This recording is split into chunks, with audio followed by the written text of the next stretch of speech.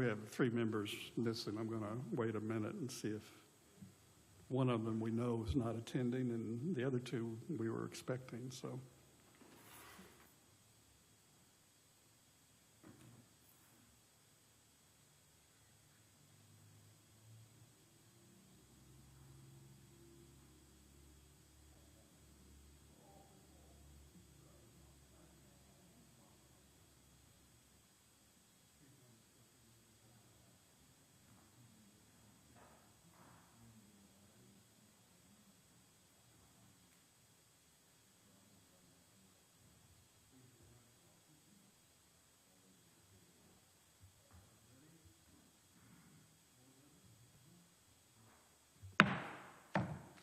Going to call the Henry County Planning Commission meeting of September 15th, 2022 to order.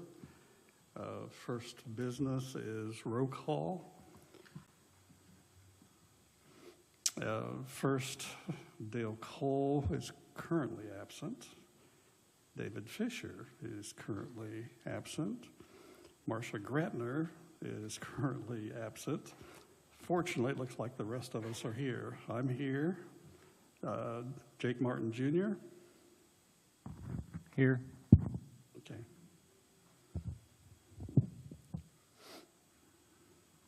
Let me get this correct on my sheet. Terry Matney. Here. Bobby Plummer. Here. Lori Pritchett. Here. Jason Roberts. Here. Danielle Hunt, a representative from Extension Office, ex officio. She's not here, so we do have a quorum. Okay. Approval of the minutes from our August 18th meeting. Tom Green, our administrator, had a computer down today, so we will take that up in our October 20th meeting. First on our agenda, we have case number B2254, request by Draper Incorporated to rezone property at 411 South Pearl Street in Spiceland from residential to light industrial. Just a summary. Every board member should have the report from our zoning administrator. Again, this is a rezoning from R1 to light industrial, L1. Some background summary we need to take up is planning in addition to their manufacturing facility, which Draper has owned since 2016. Key issues, does it fit the county's comprehensive plan? Will the proposed use of property create conflicts with neighboring properties, become a burden to public services and infrastructure? The proposed use of the property meet all federal, state, county regulations and requirements. As far as amending the zoning map, which is listed still on page 1 of your handout, is it consistent with the goals, again, objectives and policies of the comp plan? Is the proposed rezone the most desirable use in which the subject property is adapted? Does the proposed rezone reflect responsible standards for growth and development? Again, we've established the request is to change from R1 to L1. Light industrial districts are established to encourage the development of industries and wholesome business establishments that are clean, quiet, and free of hazardous or objectionable elements, and operate entirely within enclosed structures and generate little industrial traffic. On page 2, it does list that it's about a 0.8 acre with a residence, but it is currently owned by Draper. Septic is sewer, which would be in the water well, or it's municipal water. North is current Draper property. South is current Draper property. To the east are a couple of residences that are shown on the map that's also attached. And west is Draper property. So 3 sides are Draper currently. A little history of the location. It was from Ag 1 to R1 in 2006, property owned by Walter Brenning. Hope I pronounced that right. From 2010 to 2016, Draper bought it in 2016. There's a list of comp plan considerations at the bottom of page 3 and top of page 4. And skipping down to the bottom of page 4, the final action on whether to rezone the partial after consideration tonight from L1 or to L1 will be made by the Henry County Commissioners, most likely at their September 28th meeting, depending on how that vote goes tonight. Page 5 is a map. And page 6 is a letter of support from dated August 9th. The Spiceland Town Council is in favor of the rezoning at this location. Okay, so the order of this should be reps from Draper purporting the case should present their case, and then we'll have board members up here with Q&A, some questions to be answered. Then we'll turn to anyone in the audience that are opposed and those in the audience that are in favor of this rezone. And then there'll be a motion and a vote. So if there are representatives from Draper here, please come forward. And there's a microphone at the podium. Is that one that has to be pressed, or is it green? Just make sure it's green at the bottom. Press it, and if it stays green, you're on. Okay. Okay, thank you. My name is Chris Field. I'm the facilities manager at Draper.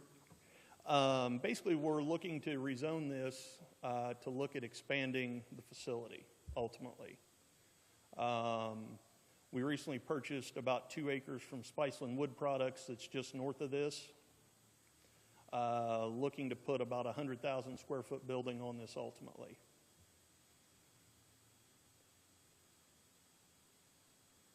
Have any timeline? It just sometime in the future is the ultimate goal. We're starting the process now of getting everything in line to do this.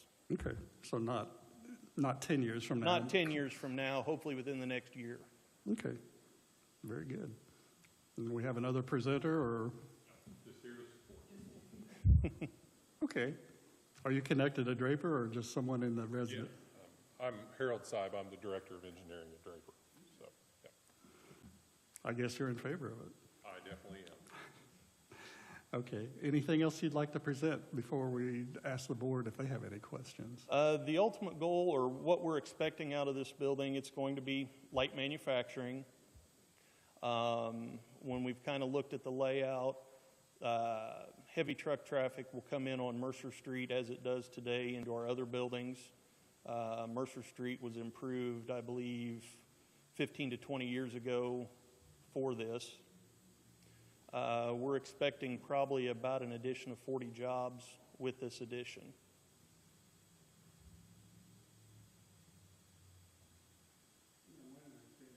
County also repaved the road that comes in from 40 west of Mercer not too long ago. And so your trucks would be coming in either off of 3 on Mercer or from that new county road from 3 or 40 in Dudley from the west side on Mercer. That's 325, I think.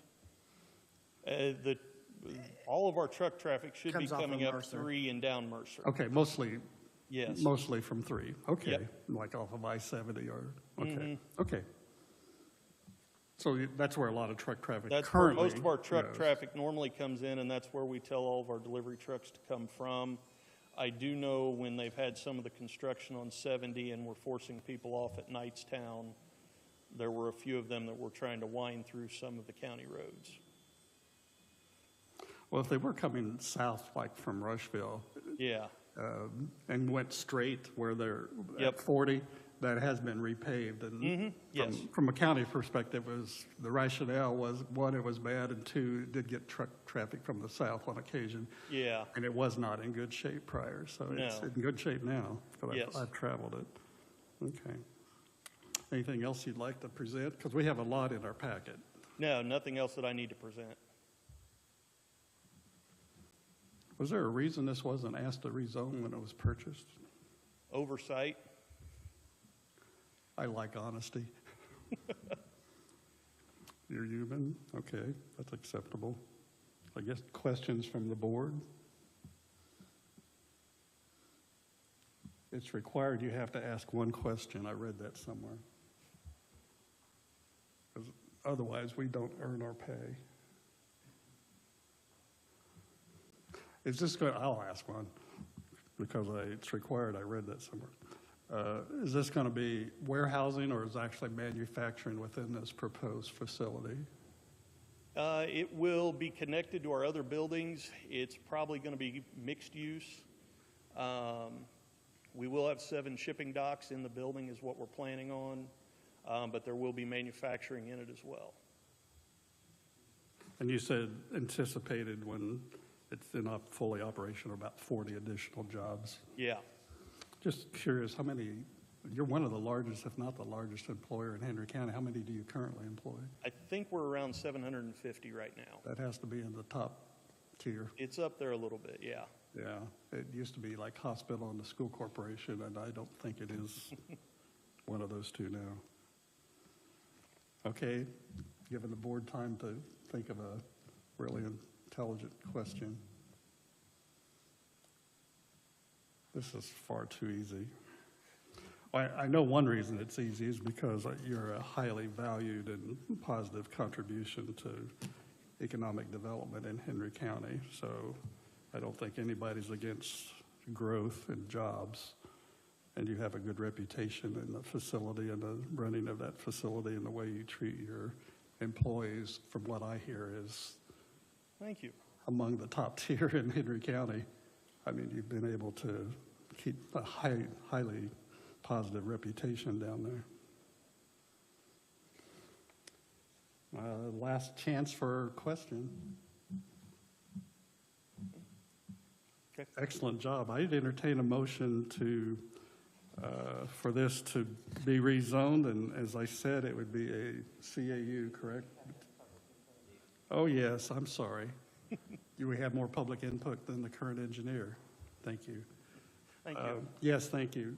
Anyone in the audience opposed, please come up to the microphone and state the rationale for your opposition.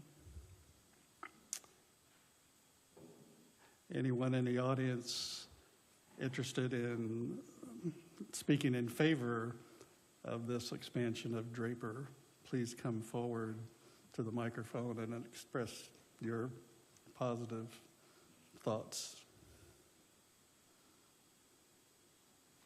Going, gone.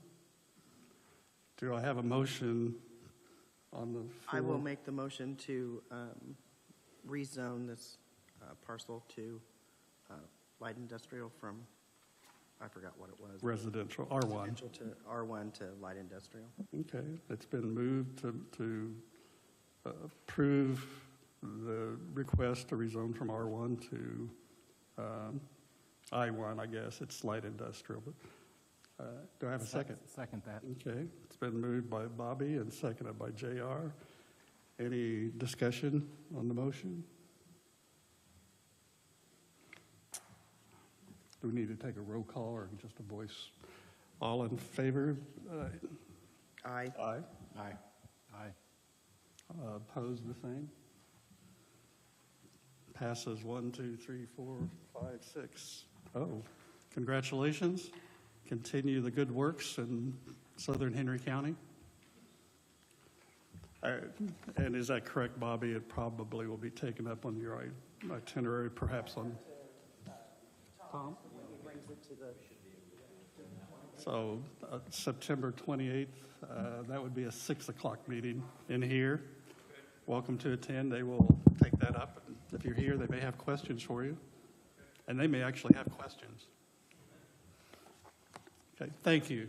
Congratulations. This is very simple. We're going to hope the next one's as simple.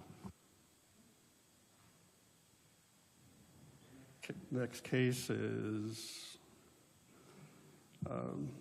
number 2259, the Henry County Redevelopment Commission, the rezone of property from Ag 1 to light industrial again. The only change that was made on the initial printout and forward from zoning administrator Green was the location. Instead of South County Road 400 South, it's East County Road 400 South, under where it says location on page 1. And just like the first one, there's a recommendation from the staff, the zoning administrator on this. Decision criteria for amending the zoning map,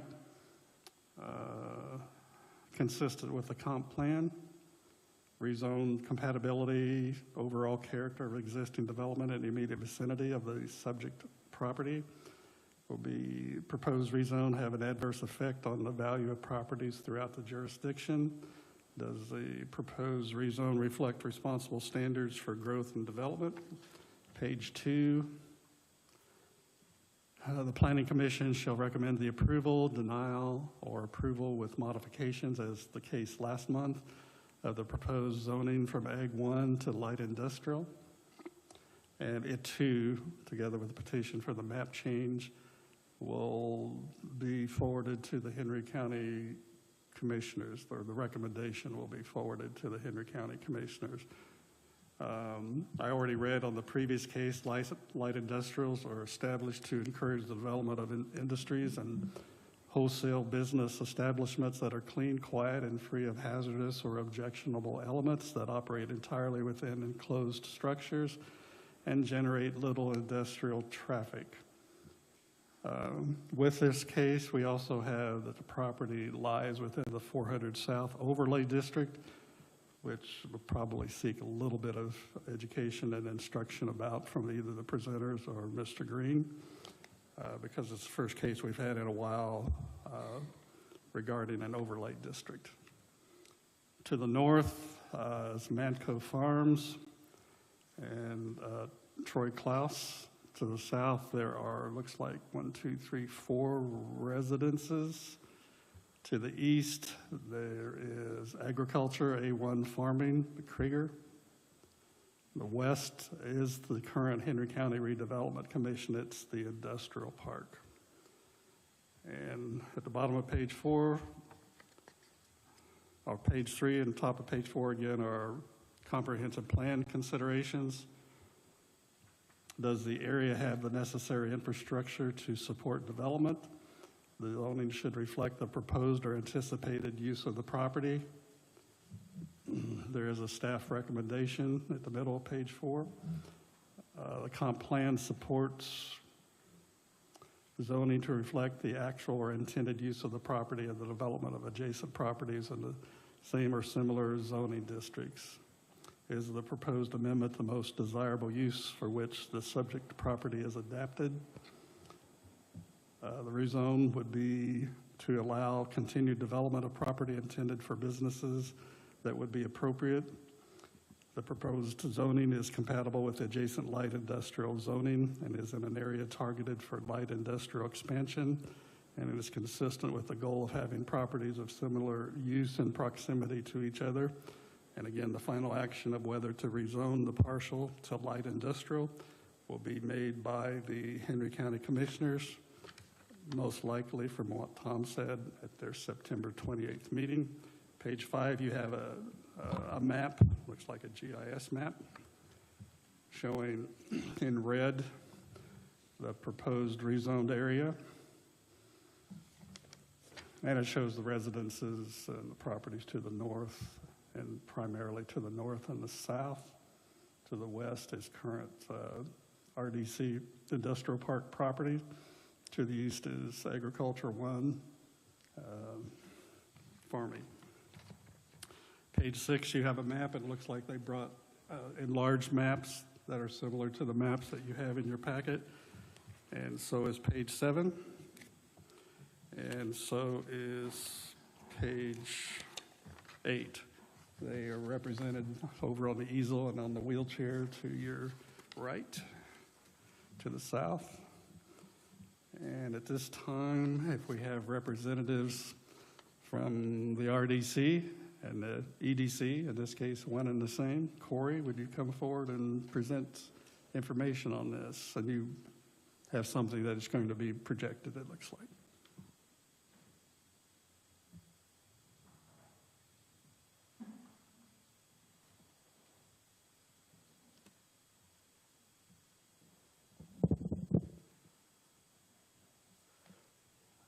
Thank you, members of the Planning Commission.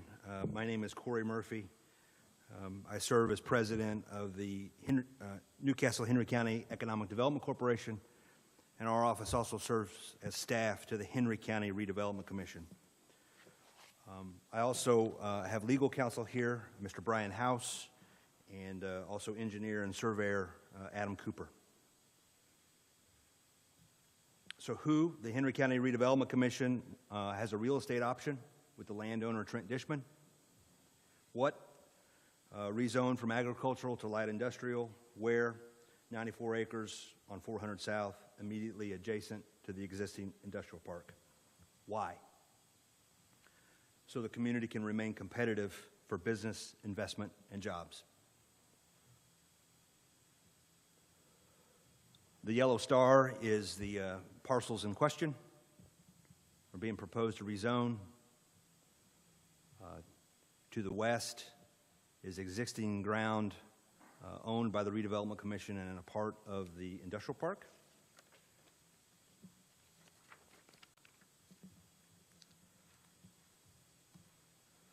Another view that shows TS Tech and Boar's Head.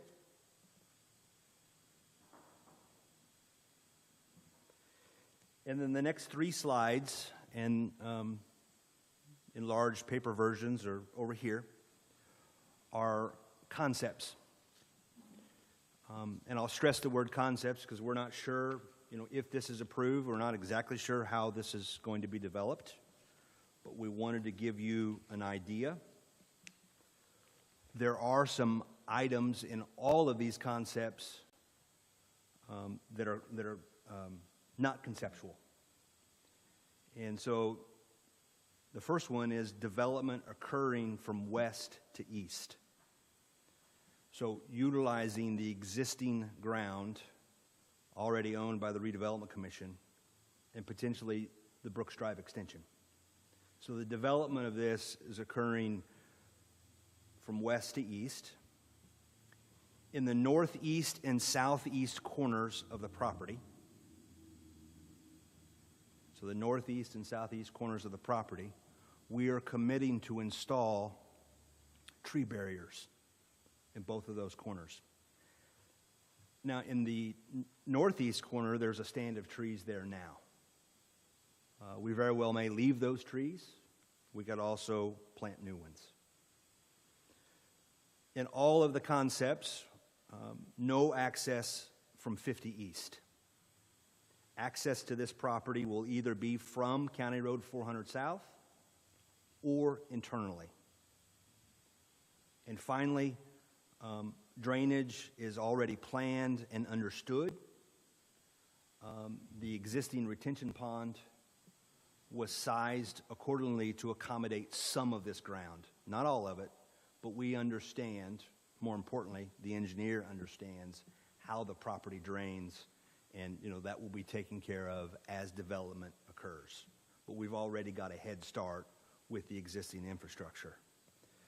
So this first concept is 2 tracks combining with the existing tracks.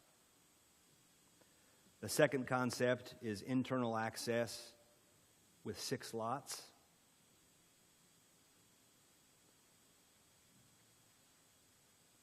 The third concept is 1 large parcel. Repeating what's not conceptual, development from west to east, tree barrier in the northeast and southeast corners of the property, no access from 50 East, and we're well ahead on drainage. Why? Why are we doing this? This graphic here illustrates the site selection process. It is a process of elimination. It is a funneling process. A really good example is the most recent announcement in Rush County, where the governor was there with officials to announce the groundbreaking of Diamond Pet Food. It's a phenomenal project for our region, and I'm really pleased that it landed in Rush County. We didn't have an opportunity to compete for it because we didn't have enough ground to offer to the consultant. I'm not saying that we would have won, but we didn't even have the opportunity to enter the competition. And we are regularly seeing RFPs, requests for proposals, where we're unable to submit because we do not have sufficient acreage that is appropriately zoned and has access to appropriate infrastructure. There's all kinds of ground in Henry County, lots of acres, but a minimum criteria when we look at this process of elimination, or think of the movie or the show Survivor. The show Survivor, they're looking to vote contestants off the island, not keep competition. It's the same process in terms of when a site selection consultant or a company evaluates potential locations. The minimum requirement is have the appropriate zoning in place and also access to infrastructure. When I do a survey of my colleagues just around Henry County, both looking on the state website and also talking to them, Rush County can assemble 200 acres. Wayne County just purchased 300 acres to add to their industrial park. Jay County has over 100 acres. Without this proposal, we are limited to 40 acres, 40 contiguous acres that is zoned appropriately and has access to infrastructure. So that is the why. I'd be happy to answer questions. If we'd had this for the project that landed in Rushville, would it at least have been the acreage to have been considered? Initially, yes. We would have combined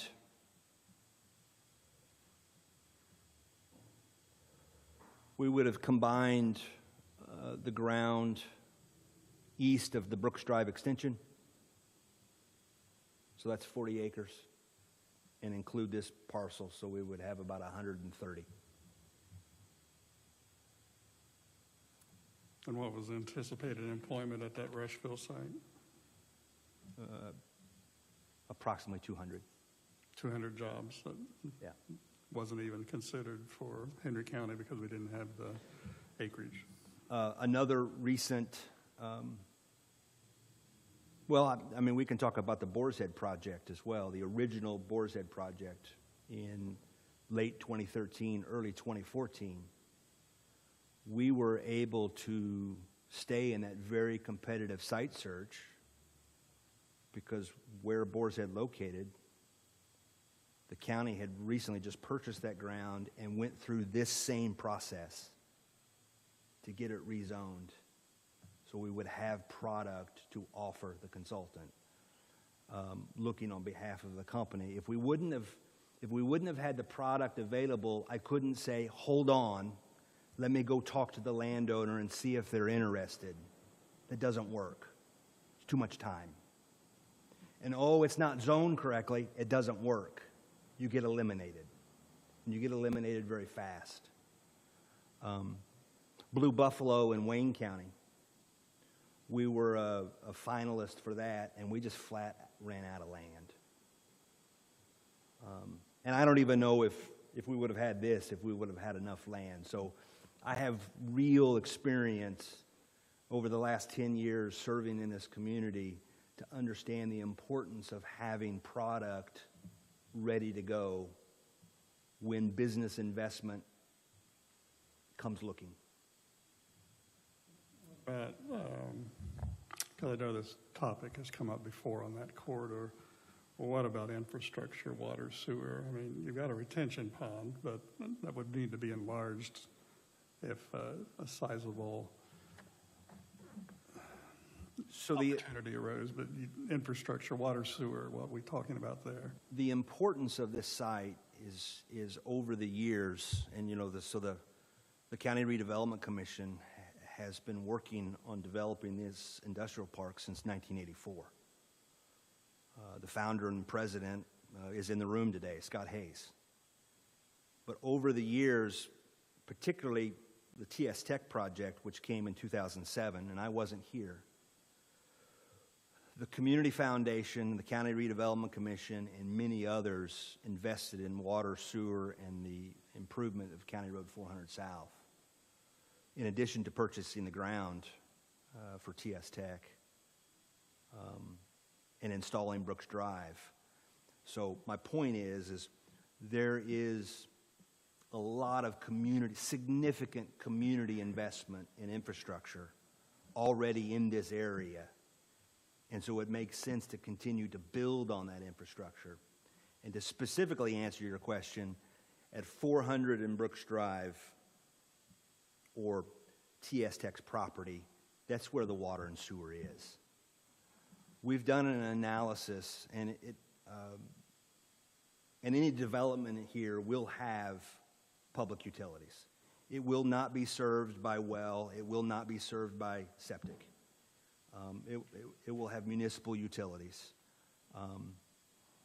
Based on a very high usage, and I'll define high for you, 250,000 gallons per day of sewer. So that is a significant sewer user. I use that threshold, and I asked the city's water and sewer utility engineer to give me an estimate on extending water and sewer to serve the entire site at that high threshold, and we're looking at about 2.7 million. Yes. Now, the good news is it's likely to occur incrementally, and it may not be at 250,000 gallons per day, but I wanted to understand what kind of investment was needed to do that. And the County Redevelopment Commission, in partnership with county government leadership and our partners at the city water and sewer, we're willing to tackle that. Maybe not all at once, but to serve that site in an appropriate manner. Corey, what makes this location better than the 150 acres that's already zoned light industrial on 300 South?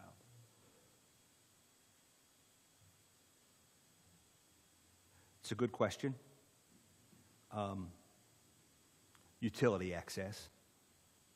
The investment to get water and sewer there is greater. So there's not any coming down 103 through the south side of town? It stops at the apartments north, and then it basically stops at Duke Energy.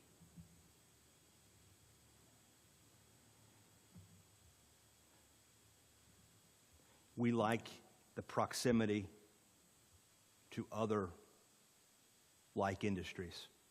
So the aerial on the screen there is pretty close to TS Tech and pretty close to Boar's Head.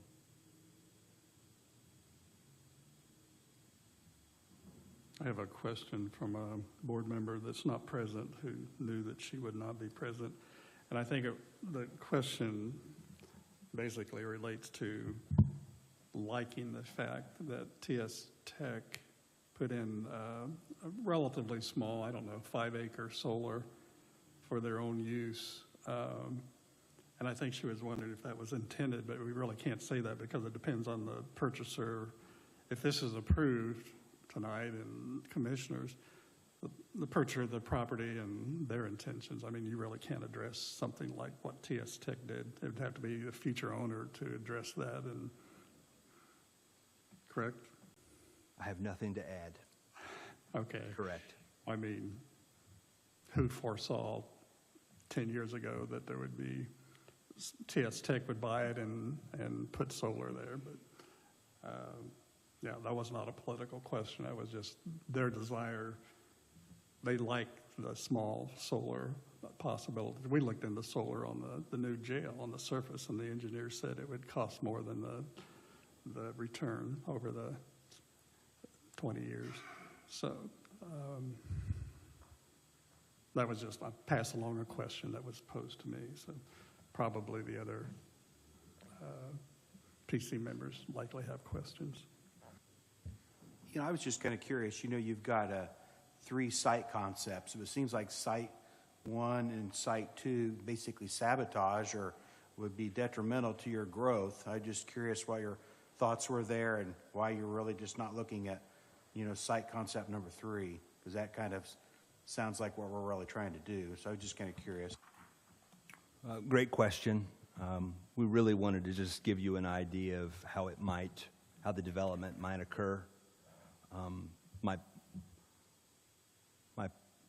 professional approach or opinion on the approach is to maintain as much flexibility as possible, which leads to concept 3. But if there is an interested party, which there is not right now, we're doing this to get ready, to be ready. But if there's an interested party and it's a good fit for our community in terms of quality jobs and investment, we would work to accommodate that at the expense of option 3. The old statement, a bird in hand is better than 2 in the bush.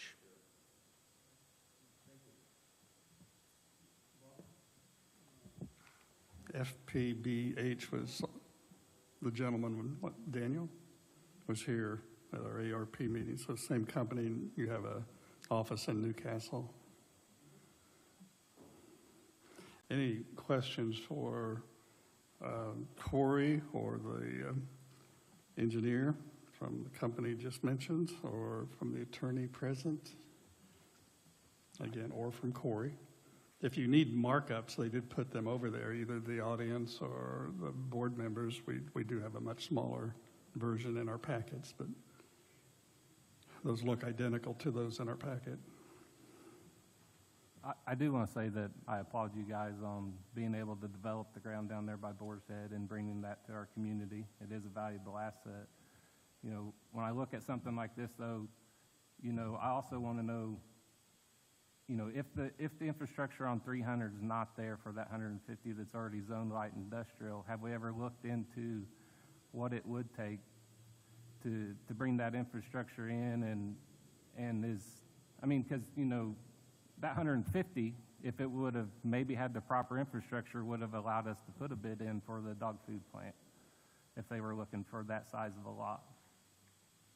So it's an asset that we have, and if it's an asset that we're not capitalizing on, then, I'm kind of wondering where you guys are on that, just to make sure that, we don't go rezoning a bunch of stuff light industrial, taking farm ground out of production, if there's not a solid plan. And I know that you got a solid plan on this partial, but, I guess I'm just curious, what is the thought on that one up there before we maybe give you an additional 95 acres to go with that?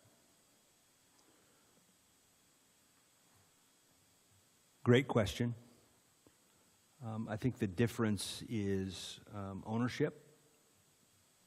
And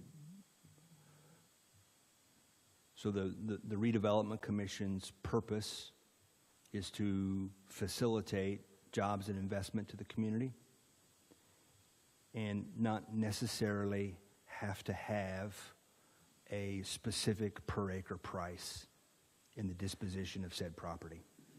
So is that partial not for sale then? So we're on the site commonly known as Hizadar, the site that you have referred, great partners, privately held, and so they have a different goal. Not worse, just different. Okay.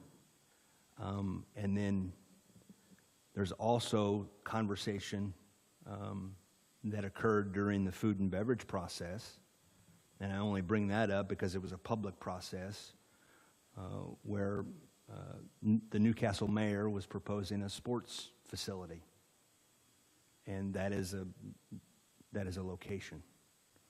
So it's likely that maybe the zoning changes on that property in the future, but that's not really up to me. But that's kind of how I see the environment and why we think this site here makes the most sense. You might mention, Corey, that it was one of the top 3 considerations for Ready. The 300 South Corridor infrastructure from Walmart along 300 to the area that you're referencing, I think, JR. And when we found out how much money we had, I think the emphasis was put at the Knightstown exit as the next potential growth out of Indy. Did I say that properly, correctly? Okay. You did.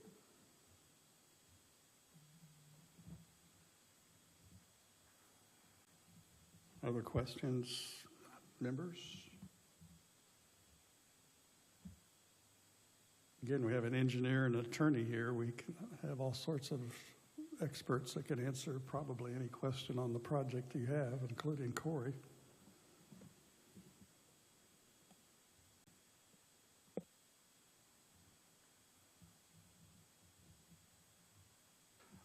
So I take it this is a project the RDC has been contemplating and discussed for some time.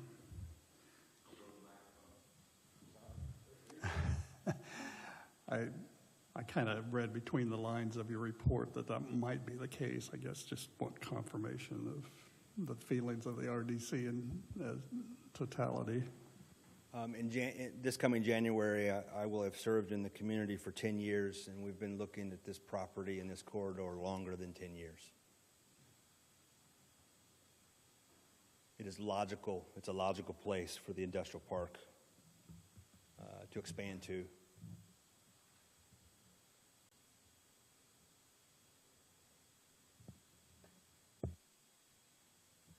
This is a similar process that lured Boar's Head here by having that available property at that time.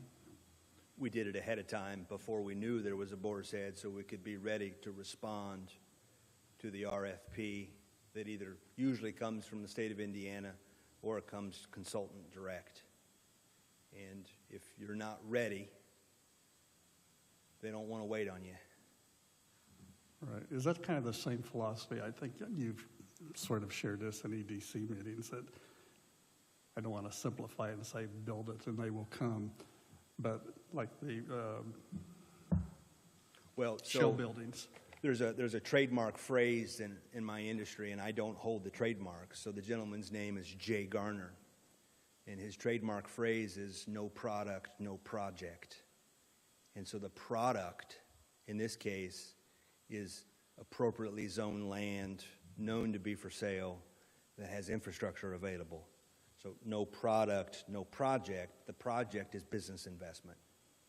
In other words, you cannot sell out of an empty wagon. You can't want jobs and investment and then have no place to offer the company to build their widget when they come to town, and you have to say, wait a minute, hold on, I have to have conversations, negotiations, and oh, by the way, we have to go through a 45-day zoning process. There are too many other places in Indiana alone, let alone across the country, that have product, and so they're going to beat us to the project. And your County Redevelopment Commission, serving in partnership with the elected officials over the years, has done a phenomenal job of having product available. I've been able to enjoy working with that the last decade, and I want to continue the momentum. So when it comes to site selection, it sounds like that is somewhat parallel to the philosophy of having a shell building, that it is sort of build it and they shall come, because they won't come if there's not product, if there's not acreage, if there's not a building that meets the specs that they're looking at.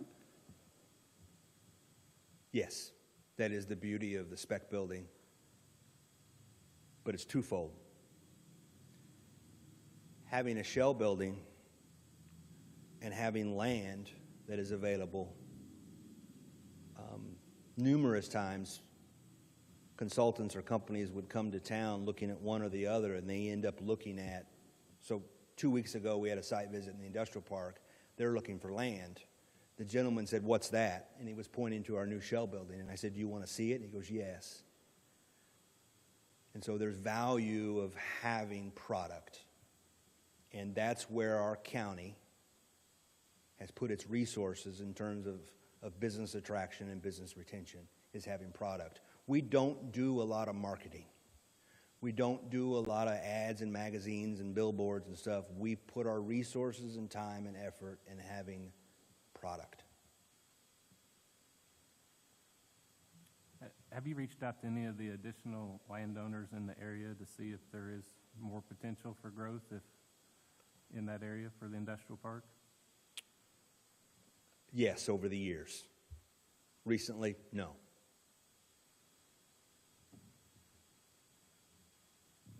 Perhaps Corey or Tom, I alluded to it, being a former educator, could you educate, because I have this question, other board members may as well, what is really meant by this overlay district? I guess I'm new enough to the PC, I don't understand. It said this is under the County Road 400 South Overlay District. That's kind of the first time since I've been on that I've heard this term. Do you have a copy?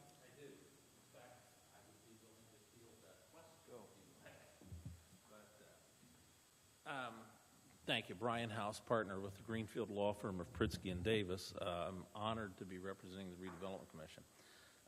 Your 400 South Overlay District is an ordinance passed and approved that basically gives this community an additional look, okay?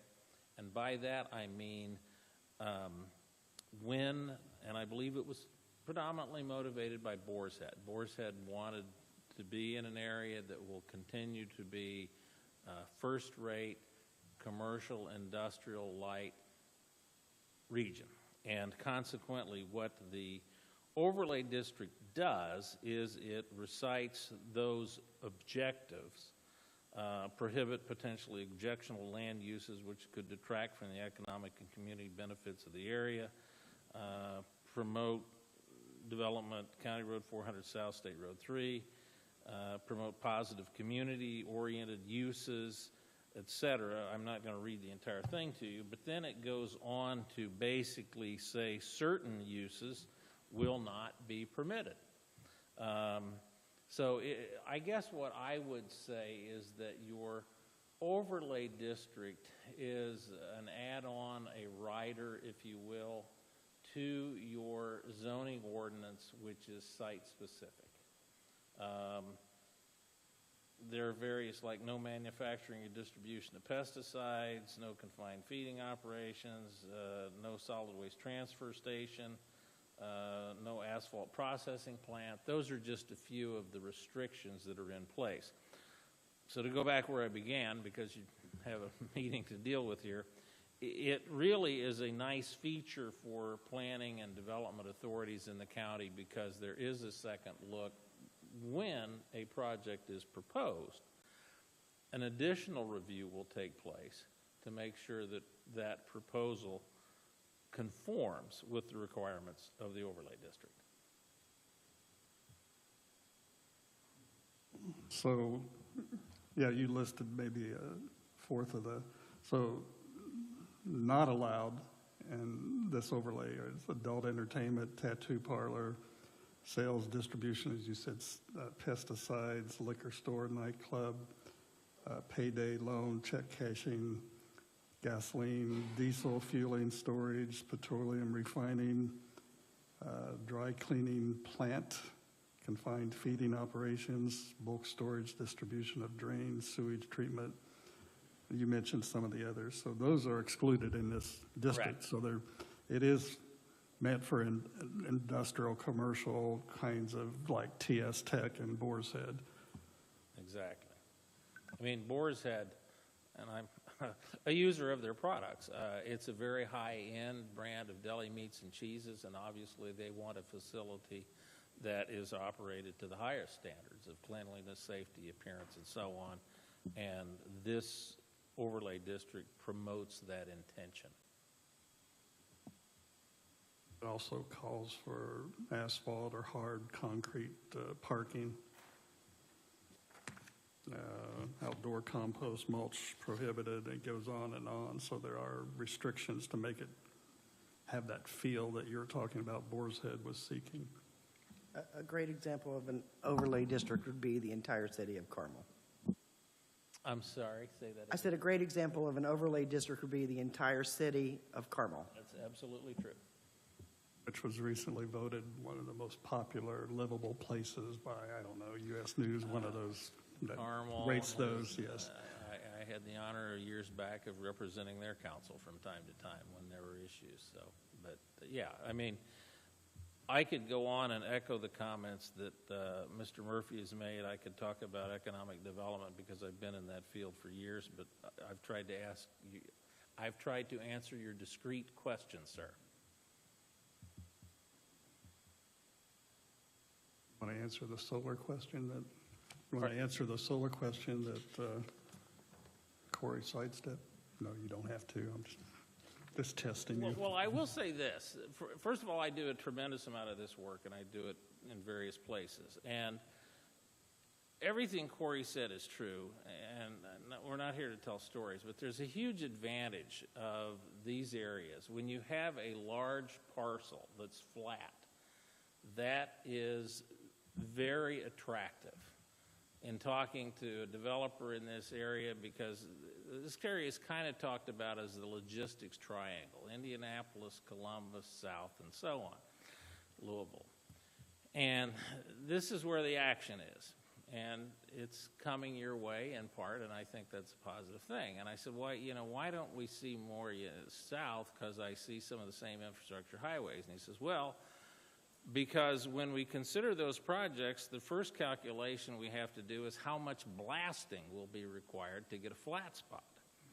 I drove this area today. It is beautiful for this sort of development. I mean, if a marble could roll upon the soil, it wouldn't roll very far in any given direction. The road is adequate. And in fact, when these projects go forward, generally there's a continuing negotiation between the developer, the city, the county, as to what amenities and what features will be provided and how they will be financed. There's always a give and take, and it's generally very positive for the community. Any other board questions for Brian? Thank you, sir. Appreciate it. Thank you. Appreciate it. Any other questions from the board before we open it up for, I think I said the order was those in opposition, followed by those in the audience in favor. Any other questions from the board before we get to that point of opening up audience input? I see none. At this time, as advertised, anyone here in opposition to this proposed rezoning, please come forward, identify yourself, and make sure the microphone's on, and there may be some questions from the board members of you as well.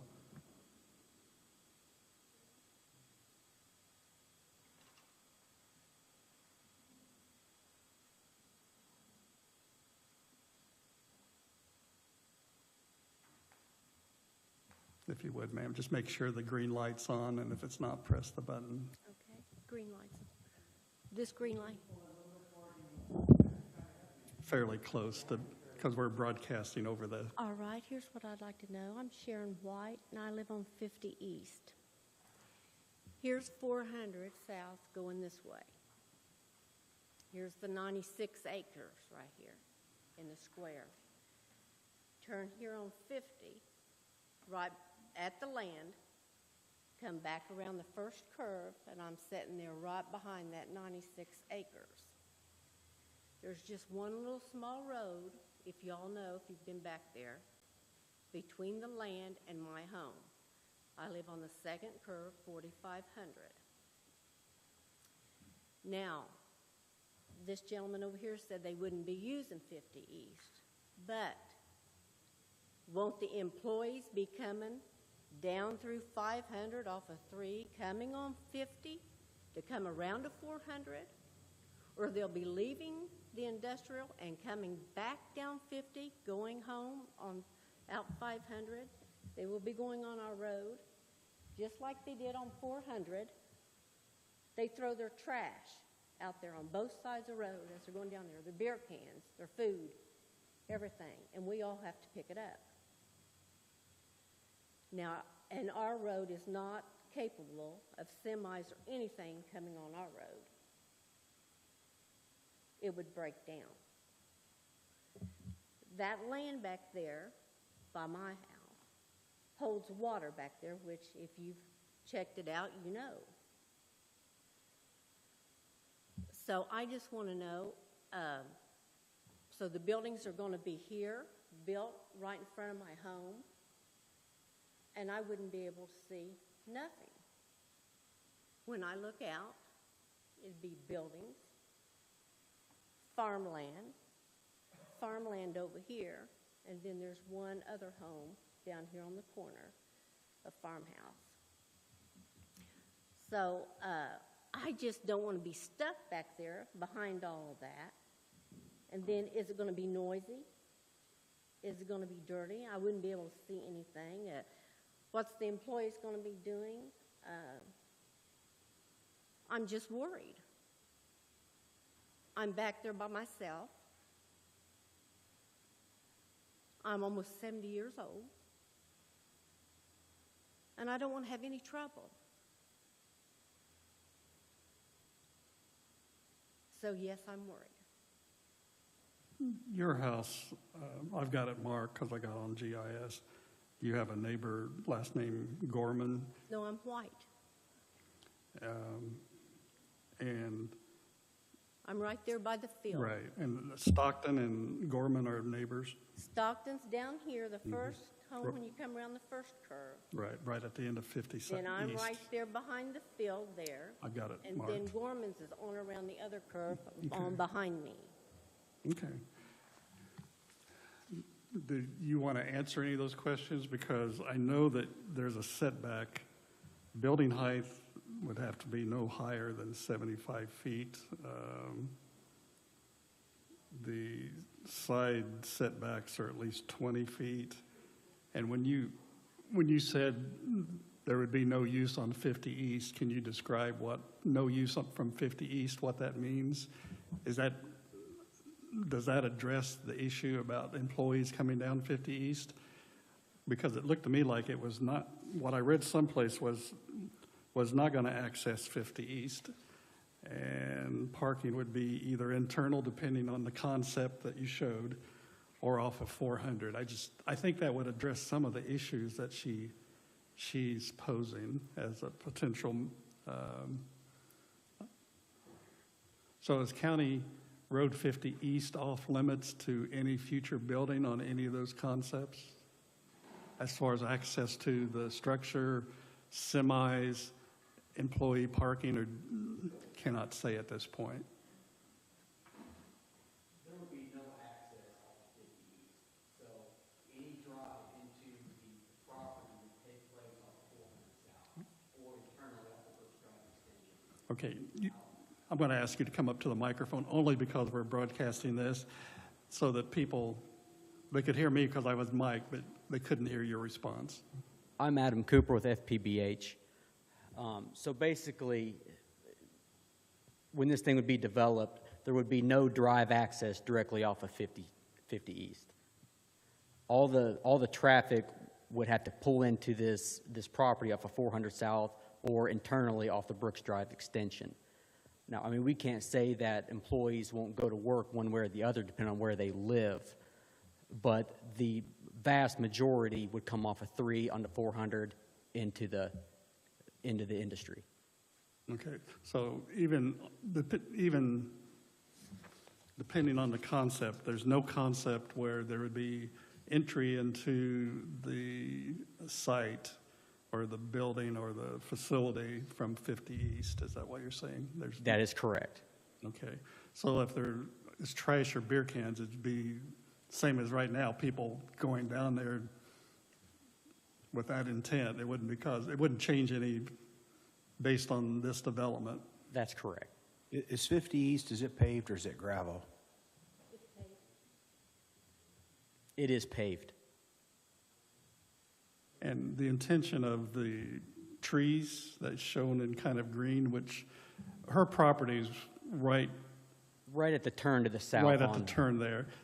So there would be trees separating at least the far east, whatever's built in the future, and her property. There would be a tree barrier there, that is correct. And there is also setback requirements for light industrial. When it adjoins an area that is residential, I believe it's 40 feet off the property line.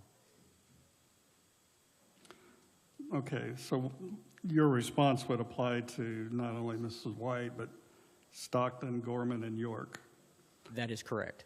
would all have that protection that you just described, and no entry from 50 East, either before the turn or the street along the east side. It would all be internal or off of 400. That is correct. And you really can't answer what height of building, because we don't know who might purchase it and what their intent is, but there are setbacks all the way around. I can say height of building, pretty much the industrial standard currently is 40 feet clear. Obviously, there are exceptions, but if you drive to Hendricks County, Hancock County, Johnson County, get out your somehow big bladder and tape measure, you're going to find 40 feet about 90% of the time. 40 feet clear, the building can be slightly taller. Okay. Both of them. So that would be a standard. Might be a little higher, but 32 seems to be pretty common. Is that about the height of TS Tech and Boar's Head, 32 feet? So that's the height of the silos we had on the farm that we grew up, relatively small silos. Questions for Mrs. White or our engineer? Is that Adam? Yes, it is. Okay. Board members, any questions for either parties? Did you have anything else, Mrs. White? We understand your concern. No, I just want it to be clean out there and no trash in front of my house, because that's the only people usually that use that road is the ones going to Boar's Head or TS Tech, and now this one would be right in front of my home. So I just don't want it to be smelling or anything, you know. I've got to live there. That's my home. Absolutely. And I think we all feel that way about our homestead. I wouldn't want an asphalt plant or something smelly No. across the road from me either. But those are excluded because of that overlay district. There's certain types of industries that would not be allowed to go in this because of the fact that it is in an overlay area. So it'd probably be more like a TS Tech or a Boar's Head or one of those other smaller companies that are out there in the industrial park. So point well taken. Thank you for listening to me. Thank you. Any other parties in opposition to this rezone?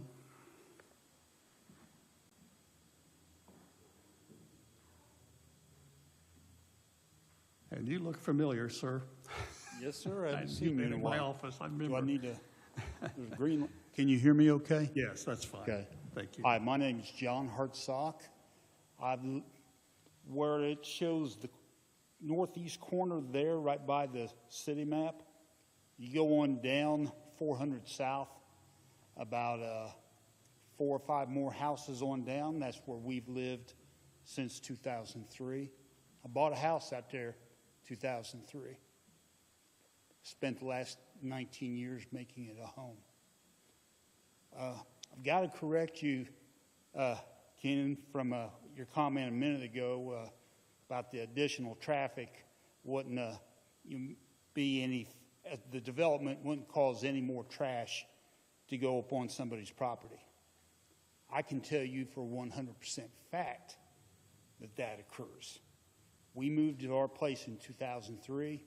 I used to get up in the morning before I went to work and would ride my bicycle. I could ride the loop down to State Road 3, up to 300, and then back down Main Street, back to my house. There's no way in the world I would even consider trying to do that now.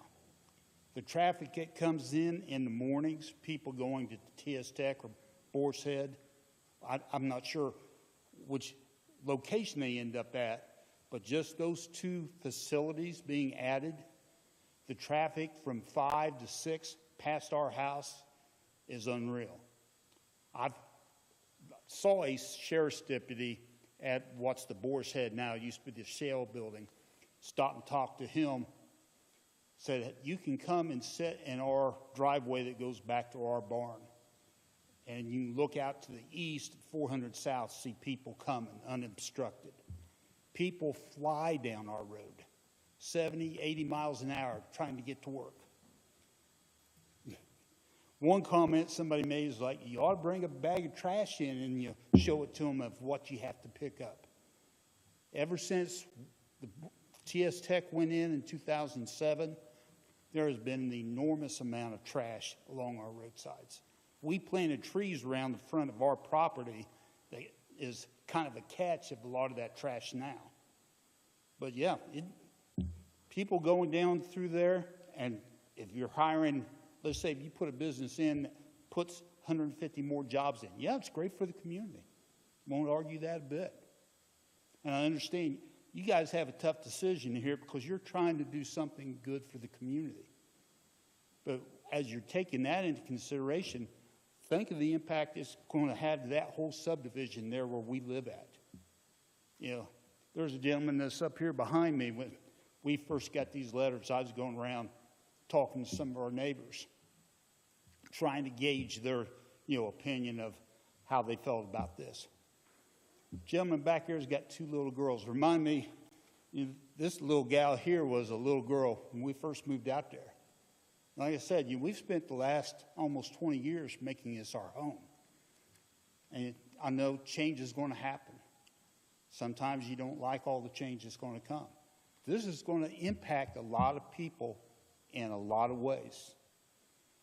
We heard where the water stops about where that line is at the western edge where they're talking about coming in. You're going to have to extend the water on down. The drainage in this area, I can tell you, is not very good. We had to put in our own pond back on our property because we have 5 acres where we have horses pretty adjacent to this. The drainage is not good through there. The road condition itself is going to need to be upgraded if you do something like this. Because as much as you say the traffic's going to come in from State Road 3, I guarantee you they're going to come up Dublin Pike from 70 and come straight on across. And when if there's a bad accident on 70 or they have any kind of a road construction going on, we see semi-traffic going by our house all the time. They may not be supposed to, but it happens. And if you look closer to the State Road 3 corridor, just to the west of Boar's Head, I've really questioned how much we've looked at trying to develop that area going down through there. I know it already has water because we've got water right past there that goes down to the I-70 interchange. I saw that being put in because I work at Draper and I drive down that way every day. So I know that you have that there. There's a lot of farmland that's available there. Yeah, it is owned by other people. And yeah, you might impact some residents.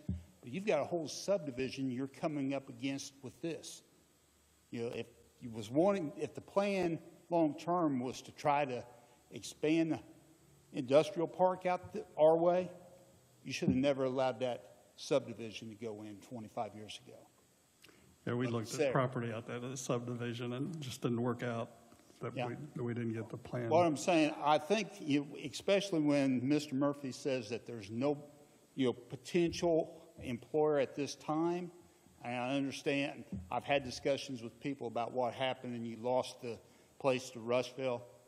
Again, I know y'all have a tough decision to have to make, and you can't please everybody.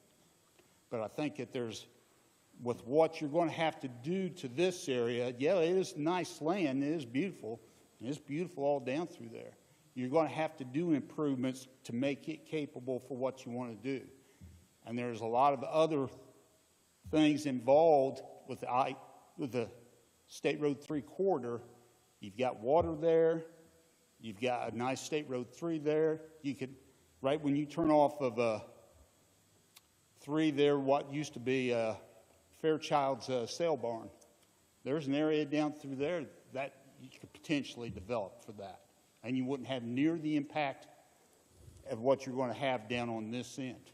I do want to just clarify, my one statement about trash was directed on 50 East for Mrs. White. I mean, since there's going to be no entrance off of 50 East or exit or parking off of 50 East, that should not increase. 50 East should not increase because there'll be no reason for any employees to come in on 50 East. Yeah, I was not addressing 400 South because that probably is traffic dependent. Well, Keenan, again, I'm not wanting to try to slam on you or anything. I'm really not. But prior to 2006, 2007, we'd get some trash, people driving by.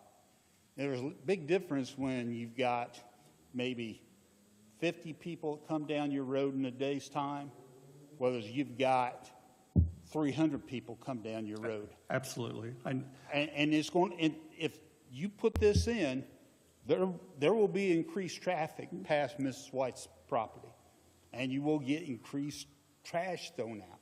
Okay. It's just, you do the math. It's going to be there. Well, I know 38 West is closed, and our traffic on 50 North has probably quadrupled in the past Exactly. in the past 3 weeks, and so has the trash. It's under. My wife went out today because there was trash spewed throughout. So that does happen, and that is understandable. Are there any questions for Mr. Hartstock? I forgot to say that we have a 3-minute limit, and that's on me. Oh, I'm sorry. But I wanted to hear your concerns, and they're understandable as well. Any questions from the board for Mr. Hartstock? Appreciate your time, because it sounds Thank like there you for may be your other time. persons wanting to come up and share as well. Thank you, but good seeing you again, both of you. You look familiar, too. I think you're related. Hello, Mr. Gray. Go ahead.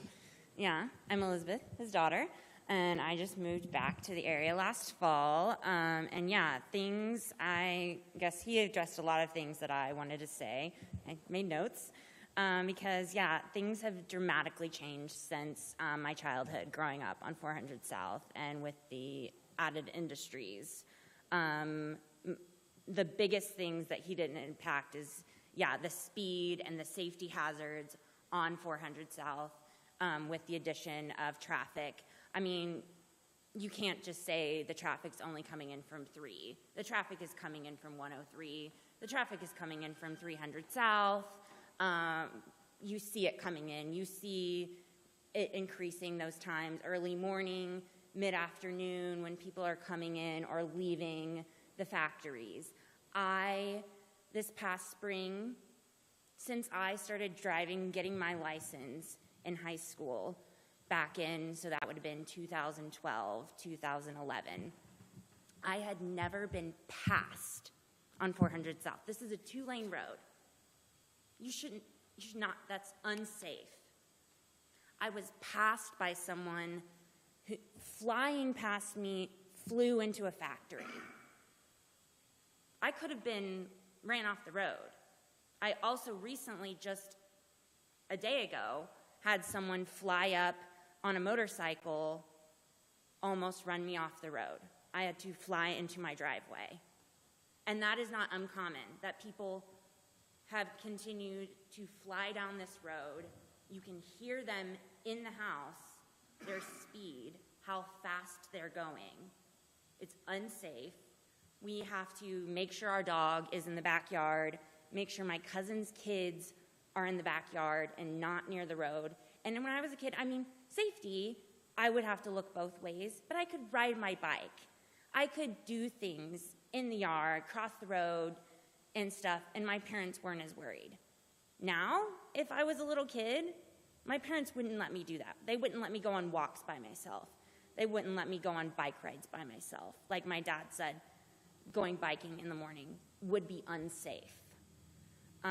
There are people walking along the sides of the road that are not just people in the neighborhood walking. There are people walking to work. You can tell that they are going to the factories, not coming from the neighborhood. And at times, being a young female home alone and seeing a man out the window that you don't know, I've at times been like, who is that out there? And they've sometimes gotten a little too close to coming into our driveway before. And if that increases, that's concerning for me, being home by myself. and the property being closer to me. Your dad mentioned, Sheriff, has law enforcement been asked maybe to come out regularly and do speed checks and checks on that? And if so, have they been accommodating or? May I answer that? You need me to come back up there? Just for the reason that people at home, I ask a question, they heard that, they may not hear your response. To my knowledge, Kenan, the sheriff's department hasn't been asked by anybody else out there. As I said, I spoke with the sheriff's deputy right down there at the Boar's Head facility where the Shell building used to be. I told him he could come out 5 o'clock in the morning. We've got a that goes back to our barn. He could back as far as from here to that door off the road and be able to see all the way out to the east. I would encourage still that they do that. So when you said To slow 5 it to 6, you're talking about AM? I'm talking about, yeah. Okay. Because, I thought maybe again, you PM. wouldn't believe the people that fly down through there, and somebody's going to get hurt. Okay. Thank you. You have 2 elected officials. We can suggest that they patrol that, given the concern. Yeah. 'Cause- No, because, can I say that there is, you'll randomly see a sheriff's vehicle out there, but it's very random. Like at the corner of 3 and 400, there'll sometimes be a sheriff's vehicle like stopping people speeding on 3, or sometimes you'll see a sheriff's vehicle sitting in the Boar's Head parking lot. But it feels random. It doesn't feel like a regular occurrence. So, Those traffic stops or Yeah. speed, they are Yeah. irregular for that yeah, purpose of it feels people never know. irregular. So it feels like there should be someone that's more regularly posted out there, or there should be speed limit signs posted further down 400 South. I don't know if that would discourage people, but maybe it would say, or if there was something to show people like, this is a residential neighbor. This, even though you're in the country and there is agricultural land, there's also people here with small children. So the main concern that I hear, Elizabeth, is that increased traffic and current traffic conditions are unsafe. So increased traffic will probably just exacerbate that. Yeah. And the safety concerns would increase. And also. And trash and all yeah, that, so. And the trash. And something else with the semis. So they're coming in, they say they're only going to be coming in from 3 onto 400. But as he had said also, I have also seen semis coming in from Main Street onto 400 South Okay. before. Yeah, as we have on 50 North since it's now 38. Yeah, and that's not even with like some of that was before I think I had moved back this past fall. Like when I was in college, I had witnessed that occurring. So that's not even been in the like past with all the construction. Right. I'm not going to purposely cut you off, but there are others. Are there questions for Elizabeth relating to her concerns? And I've experienced those concerns since 38 is now our little road that's narrower than 400. So I've witnessed it, cars passing way fast. So that is a concern a lot of places. So appreciate you sharing the concerns, and we'll move on to anybody else, because there might be people in favor. Anyone else in opposition that would like to come forward, just please use the mic, identify yourself, and make sure the green light's on, please. Hello, my name is Todd Pierce. I live just northeast of this on Landmark Drive.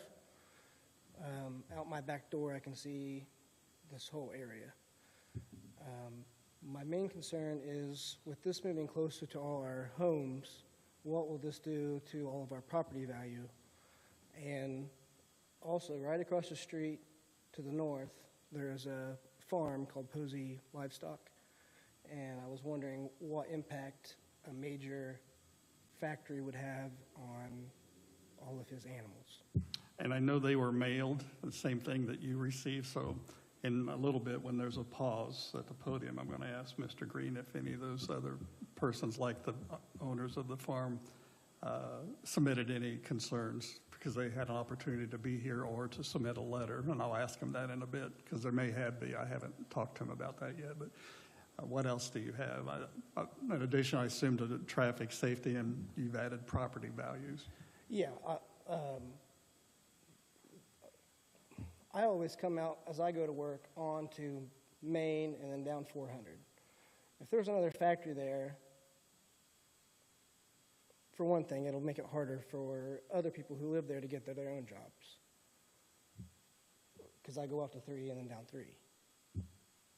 But main thing is property value, with it moving so much closer to all the houses. I mean, what are there? 50 houses that are landmark and then on down 400? I'm not sure there's that many, but I know it's a lot more than when we were looking at a site there or a lot there. It has had growth in the past 18 years since we were looking at a lot. Anything else? It sounds like you, in addition to what they said, property values is a concern of yours. Correct. Okay. Any questions for Mr. Pierce? Right? Mr. Pierce from the board? If not, thank you very much. I'll take this pause to ask, did you get any letters from any nearby property owners, either for or concerns?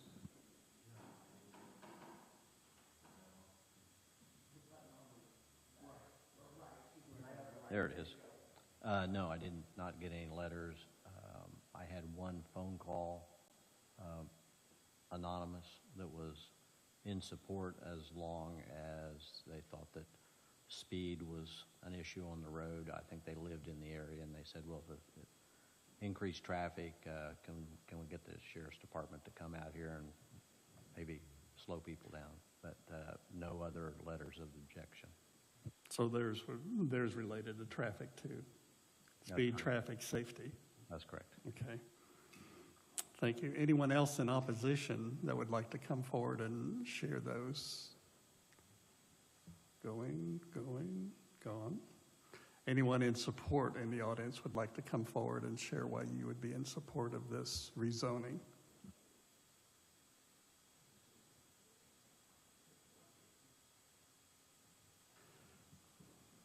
Mr. Hayes, for which a road is named. I keep bringing that up. Go ahead. Just make sure the green light's on and identify yourself for those who may not know.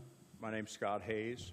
I'm president of the Henry County Redevelopment Commission, and obviously I'm in support of this. I've been doing this for a few years. The commission is a volunteer organization who has as its purpose expanding the tax base and employment in the county. We've been looking at this particular property since long before we ever thought about hiring Corey Murphy. And when it became available, we hopped on it. Now, we've heard suggestions of other places where we could develop, and good suggestions. And we've checked on a lot of places, but this place has been our number one choice for I don't know how many years, many. Going back to when Mr. Brooks came to us and said he'd sell us the property where TS Tech now is, and where we've built two shell buildings. None of us knew that was going to happen. None of us knew we were going to be able to come through where the railroad ran and come over to 400 South. So it's not like there was a long-range plan and there was a lot of county negligence in not considering this, that, and the other. We just had no idea. You had no idea we were going to get the benefit of the Brooks property.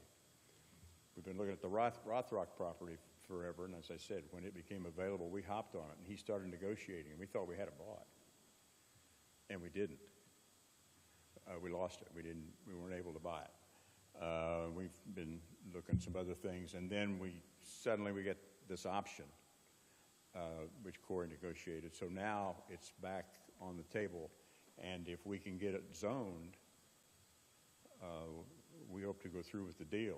We've agreed to pay probably more than we should, but it's worth it. It's an expansion of the industrial park. These other places, Hissadar, it's down the road. Nice property, great property. Love to see it be profitable. The owners of that property have a profit motive. We don't. They're not going to give away 20 acres for somebody to come in. We will. If we can get a company in here, good quality company that's going to employ people, we're in a position now to compete with other communities by giving away land. We couldn't do that when we first started. We've moved a long way. At any rate, the suggestions that I've heard have been thought out and good suggestions. It's just we don't have control over any of those places. Down by the sale barn, okay, if they want to sell. We don't have the power of eminent domain, and despite what you might have read, the commissioners wouldn't let us use it, I don't think, if we tried. So we're back to, well, we're back to this property, trying to get this property rezoned so that we can offer it as part of our inventory. And that's what's before you. I'm not discounting what my friend John had to say back here or any of the rest of it. All good thoughts. But if we can expand the tax base, as I understand it, that increases tax dollars. And people on the county council have been crying for as long as I can remember about the fact that we don't have any money to have the sheriff go out and police the area, to put people on overtime, or to do any of that. If we get more money, like Carmel, we can do those kinds of things. At any rate, that's what the Redevelopment Commission's been trying to do. And we now have an opportunity to make an addition to the park that makes a lot of sense. We're not asking you to spot zone. It's contiguous. So it makes a lot of sense. And if we're not able to do this, then we got to question, what are we doing really? Thank you. And this would benefit South Henry School Corporation, just like the larger Boar's Head plant, because it's south of 40. So this is in the South Henry district, so it would help them as well, correct? I mean, it would help their tax base. If someone were to move in, which Yes. is totally unpredictable, Yes. If we don't get a rezone, nobody's going to move in. Yeah. And even if rezone, we don't know if, when, how big, how many, which of the concepts. I mean, there's more questions than answers as to what might go in here, but there's a list of types of industry that can't go in here because of the overlay district. You're exactly right. But if it's not rezoned, it's a lead pipe cinch, nobody's going to try to put an industrial concern in there that'll employ 20 or 50 or 100 or 200 or whatever it is. And that will increase the traffic. It'll also increase the tax base. Does your organization have a goal or an idea of how big of a industrial zone that Henry County has the capacity to service? I mean, you know, workforce could get short, which, you know, you just increase the housing when that comes to play. But as we currently sit, you know, if you got to do a little bit of wishful thinking here, how big of an industrial park would you like to see us have? I'd like to see us expand as long as it makes sense to do so.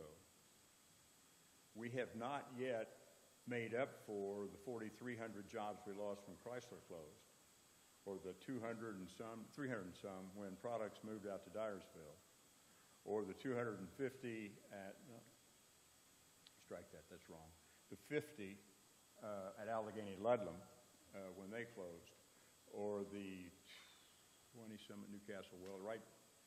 I mean, Firestone, we haven't replaced those jobs. So do I see us coming close to capacity? No, not at this point. I think we're fine. And I think people will move in if they can get jobs But do you have like an approximate how many acres you would need to maybe get us back to that workforce that we had when Chrysler and those other jobs was here? I wouldn't know how you'd figure that out. Somebody a whole lot smarter than me would have to come up with that. Corey? Okay. We do have figures on employment. We've got numbers on acreage, I think, that's zoned. We've got numbers on unemployment. But as far as what we can put in there and what it'll draw and how many people we'll employ and what the rate will be, I don't think we'll ever replace the wages Chrysler paid. I mean, I'd be shocked if we came close to that. That's unusual. We're trying. And you didn't mention Modern Fold, Dana. Well, I mentioned products. To me, that's Modern Fold. And Dana is open as Grady, I think. Yeah, it was Dana, right? Yeah. But before that, it was Perfect Circle. This was a very prosperous, rapidly growing community in the 20s, 30s, 40s, 50s, and it was industrial based. But most of East Central Indiana went the way of the automobile industry, and we're all struggling to get back to what I think was considered by all prosperous, growing, healthy. See pictures of Newcastle in the 1950s, and it's just like wall-to-wall people, traffic. I mean, you just don't, and I'm not for high traffic, but it was a growing, prosperous, thriving community. That has rapidly changed when a lot of that industry, and I'm not saying I'm wanting another major industry or U.S. Steel to come in here, but it's not what it used to be, for sure. We're not trying to do anything bad. We're trying to improve things as best we can. So, and this, I think, would help us a lot. Thank you. Any questions for Mr. Hayes? Thank you. Any questions from the board of anyone who presented yet? Anyone else in favor of the project would like to come forward? And again, this is a CAU that whatever motion might come forward and voted on would go before the commissioners, most likely at their September 28th meeting. So this would not be the final word, but any other questions or discussion among the Planning Commission board at this time? Anyone else in the audience like to speak? Are you coming up, John? Yes. Okay. Mr. Madison, Esquire. Thank you. I'll just speak briefly. I am a member of the Redevelopment Commission and also a member of the Economic Development Corporation. So I haven't been on as long as Mr. Hayes, but I've been on several years on both of those bodies. And we have targeted this land for quite some time. And it makes perfect sense for natural growth to the industrial park. It's the best that we've got as far as intersection of utilities, traffic, which I know is a concern, but this is the best place for growth, and we need to offer opportunities to kids and grandkids. As I have adult children now and a young grandchild, we want to have opportunities for them to come back, and it's been a familiar cry over the years, jobs, jobs, jobs. And it's got to go somewhere, and this is the most logical place, and I think we can mitigate some of the concerns with some site planning, increased police patrols, those kinds of things that we're willing to do. We talked about tree barriers. I think there are other things like that we can do to make sure that whoever comes in there will be good neighbors. And obviously, once we know who's coming, we'll know more about what that site's going to look like and what those concerns are. And I would guess that would then come back before this body with specific plans, zoning, and those kinds of things. So there are going to be some additional checks and balances. So I just want to speak in support of it and hope you'll give it good consideration. Thank you. Any questions for Mr. Madison? If not, just remind you that the PowerPoint that Mr. Murphy used is in the packet, the portfolio that he shared. So you have that as well at your disposal. Any other comments, questions by the Planning Commission before we would entertain a motion? Whatever that motion may be. Motion would relate to rezoning the property from Ag 1 to light industrial. I mean, I would go ahead and make that motion that we approve the change from agriculture A1 to light industrial. Okay, it's been moved that we approve the rezone request presented. Do I have a second? I'll second it. Okay, motion by Mr. Matney, seconded by Ms. Plummer. Any further discussion? Again, this would go to the commissioners as a regular CAU would for final consideration. If not, all in favor, aye. Aye. Aye. Opposed, same. Passes 6-0. So this would go, most likely from what Mr. Green, our zoning administrator, said, and according to Ms. Plummer, most likely on the 28th, which would be another opportunity to express your feelings before they make a final vote, up or down. So thank you, everyone, on those two proposals. We do have a little bit more on our agenda.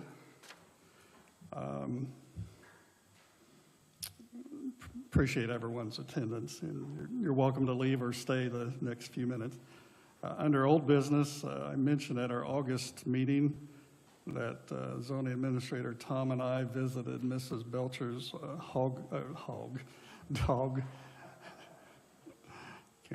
dog business that she has out on County Road 325 West. We told her at the time, she was making progress, as I reported in August, that we would return with a subsequent visit after Labor Day. It is after Labor Day, and I talked to Tom earlier this week, and we do plan over the next few weeks, possibly the last week in September, to do a follow-up visit as we had told her that we would likely do after Labor Day. Any other old business?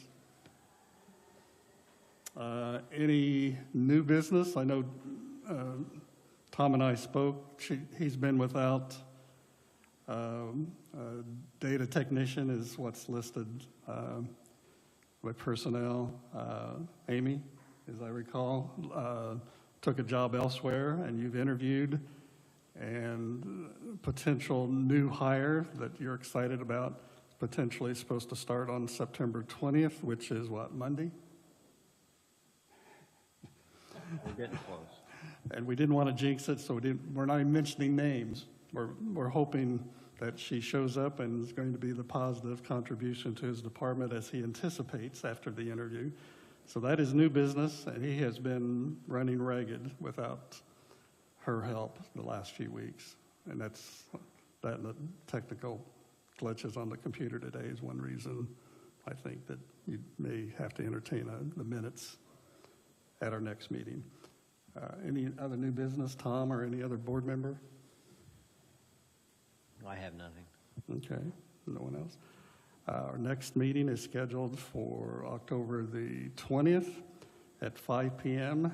And for technical reasons, the council is going to meet at 3 p.m. prior, which would mean that we have to be out at least the timely manner that we are tonight, an hour and a half. So our next meeting, put it on your calendar, 5 p.m. in here on October the 20th, which is the third Thursday in October. Do I have a motion to adjourn? So moved. Okay, it's been moved. It doesn't have to be seconded, according to Roberts.